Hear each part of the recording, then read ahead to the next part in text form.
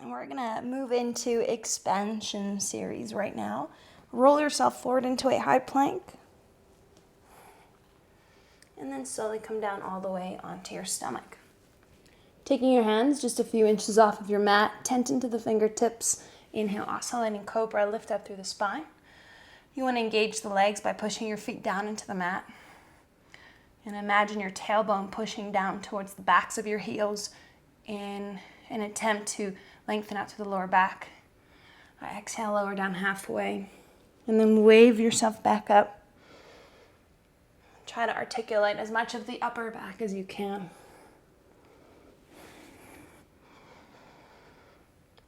And trying your best to coordinate that movement with the lower back.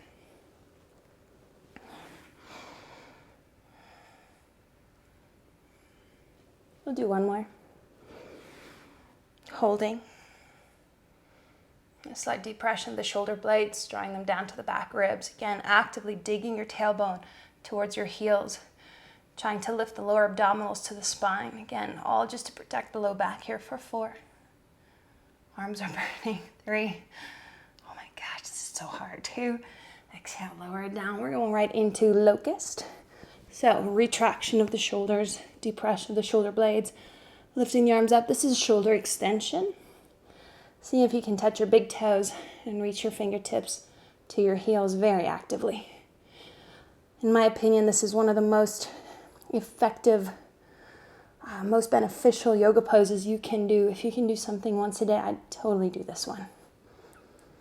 And modifying it obviously for your spine or for any type of injuries or limitations you're working with.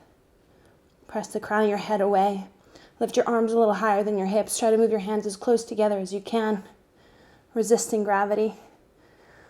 Feeling every muscle in your back turn on, from your calves to your hamstrings, your glutes, your triceps, your back.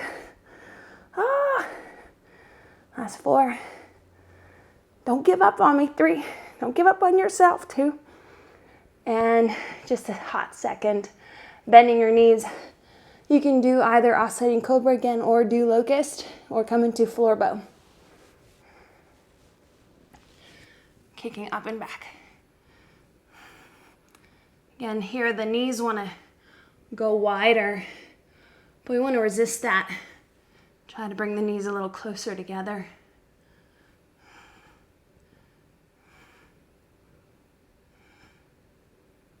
Fight the fight. Last 5, I'm doing this with you. Last 3. Last 2. Avoid slinging out of it. Come out slowly. Take your hands underneath your shoulders. Tuck your toes under. Fire up your quadriceps. Exhale, push up plank. Stabilize your spine for a minute. You're like, for a minute, what is that? I'm just joking. Take it back into a child's pose.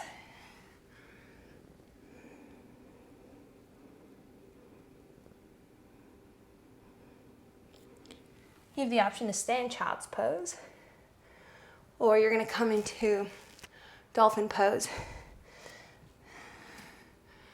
This will be close to a minute hold. So taking your forearms down, again, if you bring the palms together, it just creates a little more supination in the forearm, which helps to create more space into the shoulders, which could be something, a simple adjustment to make this pose more available for you. Or if you prefer to pronate the forearms, go ahead and just push into the palms. This also helps to increase the range of motion you might have. Holding here for the minute, cinching the lower ribs in, pushing the floor away to stabilize into the shoulders. Again, you can stay here, or you can move into an inversion of your choice.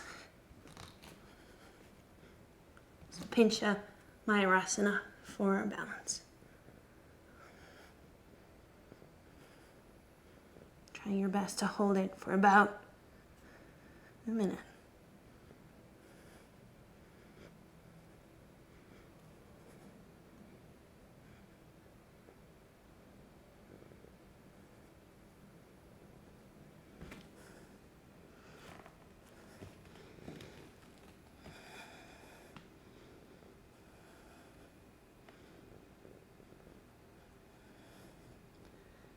Coming back to the tangible sensations.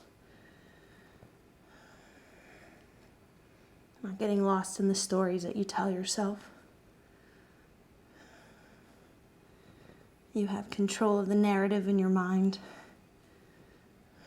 You set the tone. You create the effort. 10 seconds.